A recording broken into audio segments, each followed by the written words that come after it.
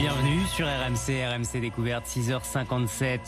Les plus grands fans ont reconnu, générique de la série Tchernobyl. Bravo. Nous partons à Tchernobyl ce matin avec Nina Godard. Bonjour. Bonjour. Pourquoi partons-nous à Tchernobyl? Parce qu'on a découvert là-bas des bactéries impressionnantes. Ouais, elles ont des propriétés folles. On les a découvertes dans la zone interdite de Tchernobyl et elles absorbent les radiations, la radioactivité, même mieux des que ça. bactéries capables d'absorber les radiations de Mieux que Tchernobyl. ça, elles s'en nourrissent en fait. C'est ce qui va leur servir à survivre. Elles vont la transformer en énergie et survivre. Un vrai super pouvoir en somme que nous les humains on va pouvoir utiliser pour conquérir l'espace. Pourquoi? Parce que dans l'espace aussi, il y a plein de radioactivité, il y a plein de radiations. Oui. C'est ce qui empêche les astronautes d'y rester trop longtemps, parce qu'en fait, ça leur crée des pertes de mémoire, de l'anxiété, ça nuit à leur cerveau, en fait.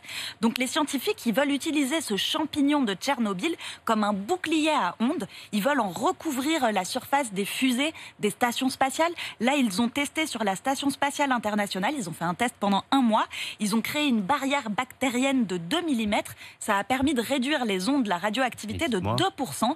Et donc, ils se disent, avec 21 cm de surface de bactéries sur les appareils, il n'y aurait plus aucune radiation qui passerait. Et ça résisterait, les bactéries survivraient dans l'espace. Aucun problème pour elles, tant qu'elles ont de quoi se nourrir, elles sont éternelles, les bactéries. Alors celles-ci, elles mangent des radiations, mais il y en a d'autres qui vont se nourrir plutôt de nitrates, de sulfates, d'oxyde de fer. Et ça va leur donner d'autres propriétés tout à fait fascinantes aussi. Ces propriétés, elles émerveillent notamment Frédéric Barrière. C'est un chercheur en chimie à l'université de Rennes. Lui, il a trouvé des bactéries qui produisent de l'électricité. Elles ont juste besoin d'un peu de matière organique. On les nourrit avec du compost, par exemple. Alors, pour le moment, ça peut servir pour allumer une diode, faire tourner un mini-ventilo. C'est pas encore hyper performant.